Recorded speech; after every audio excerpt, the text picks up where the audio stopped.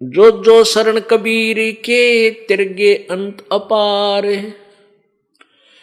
दादू गुण की ताक है कहतन आवे पार। जो कबीर जी की शरण में आए हैं ना जाने कितने पार हो गए, उनका वर्णन नहीं कर सकते हैं। परमात्मा प्रत्येक कलयुग में, वैसे तो प्रत्येक युग में आते हैं, लेकिन उन 3 युगों में थोड़े ही जीव पार होते हैं और चौथे कलयुग में परमात्मा थोक के बहा से पार करते हैं बिना गिनती के। अब जो यह पिछली पीढ़ी प्रारंभ होगी, इसमें परमात्मा न जाने कितने लाखों करोड़ों अरबों तक को पार करेगा। और ये सुअवसर इसी युग में, कलयुग में और इस पिछली पीढ़ी में होता है। कुछ हजारों वर्षों तक ये ज्ञान चलेगा। हजारों वर्षों तक जो भी पुण्यात्मा परमात्मा की प्यारी होंगी, उनका जन्म आप पुण्यात्माओं के घर में अच्छी आत्माओं का होगा। वो पिछले पुण्यकर्मी प्राणी आएंगे, आपको भी कोई कष्ट नहीं होने देंगे, उनके कर्म इतने अच्छे होंगे।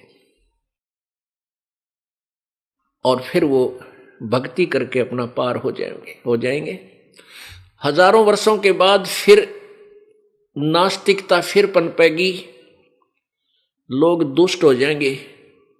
अब देख रहे हो कितनी गिरावट आ गई है समाज में, भगत मनुष्य समाज में जुल्म हुआ पड़ा गति। और अब ये इस ज्ञान से एक बार फिर सेट होएगा, भगवान से डरने वाली अच्छी आत्मा ऊपर आवेंगी, उभरेंगी, और निकम्मी आत्मा भी अच्छी हो जाएंगी। इस ज्ञान को सुनकर कोई किसी को दुखी नहीं करेगा, कोई लूटे खसोटे नहीं गा। उनको पता लग जाएगा किसके लिए कर रहा हूं, और करूंगा तो फिर पाप भी मुझे भोगने पड़ेंगे। किसी का कोड लग रहा है, किसी की आंख फूट गई, किसी का कैंसर हो गया, किसी की जीभ कट गई, किसी का हाथ कटा पड़ा है, ये पाप कर्मों के परिणाम है। फिर जब को ये पता हो जाएगा कि ये जैसे जो हमें आपदाएं आती हैं ये हमारे पाप कर्मों से आती है, फिर कोई बुरा नहीं कर सकता। अनजानपने में हाथ जला रहे हैं हम, अनजानपने में नंगे तार को, बिजली के तार को जिसमें करंट होता है उसको भी छू लेता है बालक, और मृत्यु को प्राप्त हो जाता है।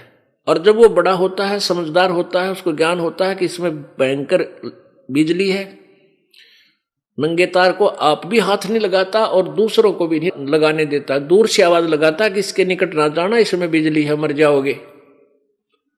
तो पुण्यात्माओं, ये जो पाप अज्ञानता में कर रहे हैं, कोई मिलावट करता है, कोई चोरी कर रहा है, कोई लेकर नहीं देता, कोई झूठ बोल रहा है, कोई रिश्वत लेता है,